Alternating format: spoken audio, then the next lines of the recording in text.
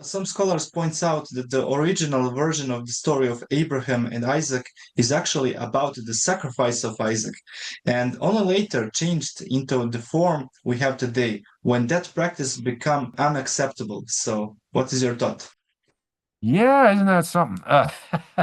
And of course, we have that story in Genesis 22, and it comes at the very end of the great story of Abram's faith and struggles with that faith. Sometimes he didn't quite follow through completely, as well as that of his wife Sarah, and how God blessed them with a son in their old age is a miracle beyond any expectation that they could ever have children. And that son was Isaac. And so Isaac is given. And then you have this remarkable text, Genesis 22, one of the great texts of the Bible. And there it says in Genesis 22:2, take your son, your only son, whom you love, Isaac, and go to the region of Moriah, sacrifice him there as a burnt offering on the mountain I will show you. And then there's a story of how Abram obeys God and he takes his son Isaac to Mount Moriah. And there, as he is his son willingly, because his son, by this point, if you follow the chronology of Genesis, he would be an adult. That is, Isaac would be an adult, but he willingly allows Abram, his father, to bind him and to place him on the altar.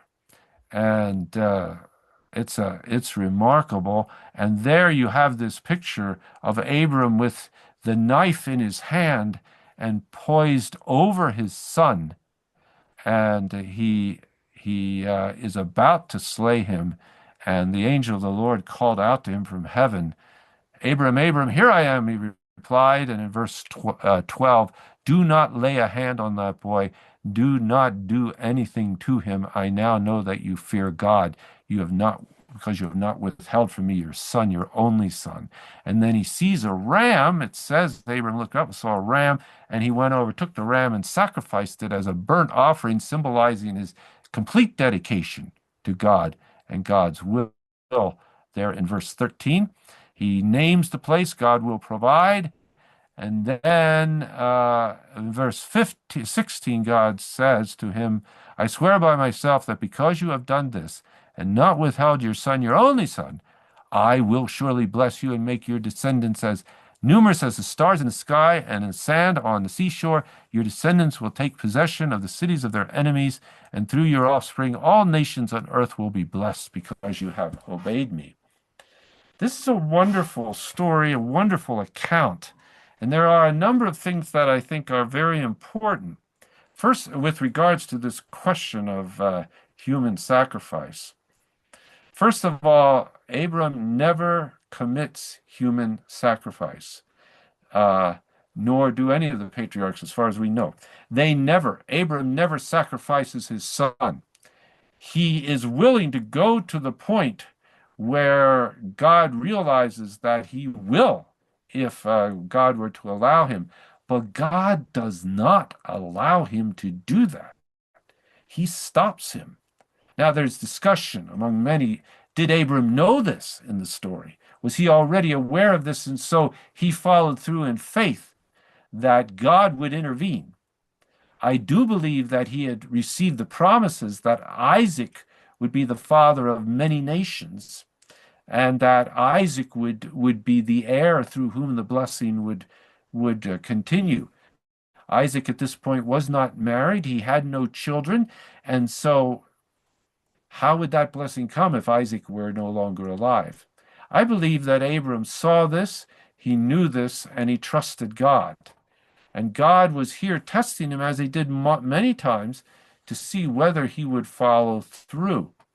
But God never permitted him to actually sacrifice his son, because human sacrifice goes all the way back to Genesis 9:6, where after the ark and God makes the covenant, he says, you shall not let no human being shall shed the blood of another human being, in terms of shedding innocent blood. Instead, if anybody does this, they themselves shall be put to death, because they have destroyed someone created in the image of God innocently. So this has already been set in place. And whether or not the details of human sacrifice were something that Abram was involved in knowing or studying, he certainly knew that to sacrifice Isaac at this point, to kill him, would be against God's will. So as far as I am concerned, I believe this story fits as a test of Abram's faith in God. And that faith included the understanding that God would provide in a way that Abram couldn't even see at that point, but he was willing to go through with it.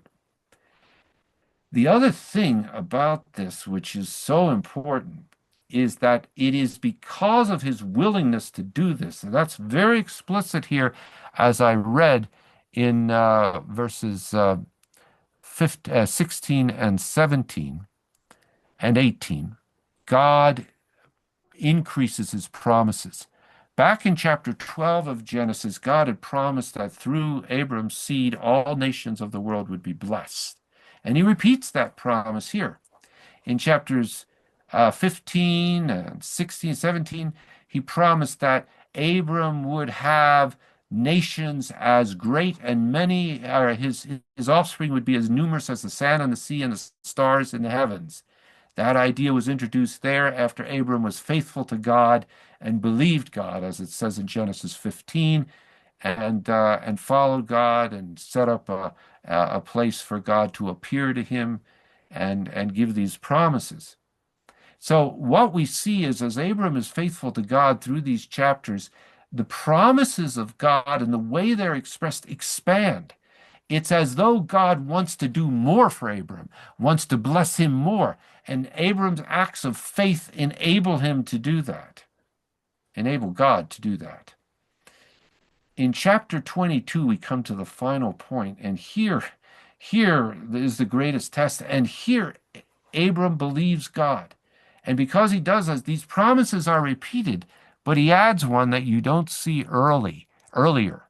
And that is, your descendants will take possession of the cities of their enemies. Now, that is a great promise, because up until this point, if you look at the text and just the text, you will see that Abram is promised the land. He's promised the land after Lot departs from him in Genesis chapter 13, and God says, lift up your eyes and look, and all of this land will be yours. But the cities are different from the land as a whole. The cities are these little city states, and at this time, during the time of Abram, they were sort of of their own power here in this region of Canaan, somewhat independent.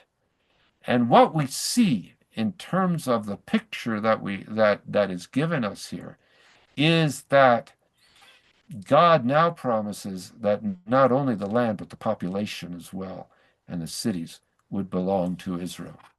And so it is finally expanded. And of course, that's exactly what we see happening in Joshua, and then later repeated and developed even more in the monarchy under David and Solomon.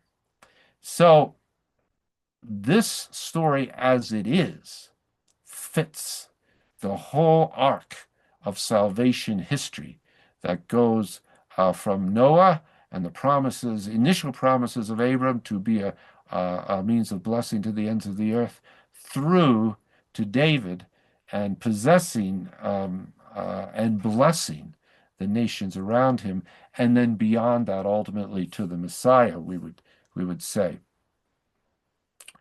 You can't artificially cut up this story or morph it into something that you want to see, which is human sacrifice.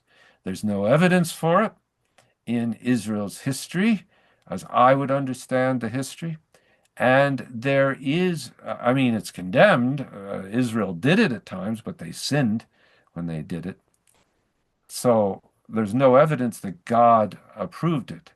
And there is no evidence that can be replaced here with a story which is so interlocked with what precedes and what follows.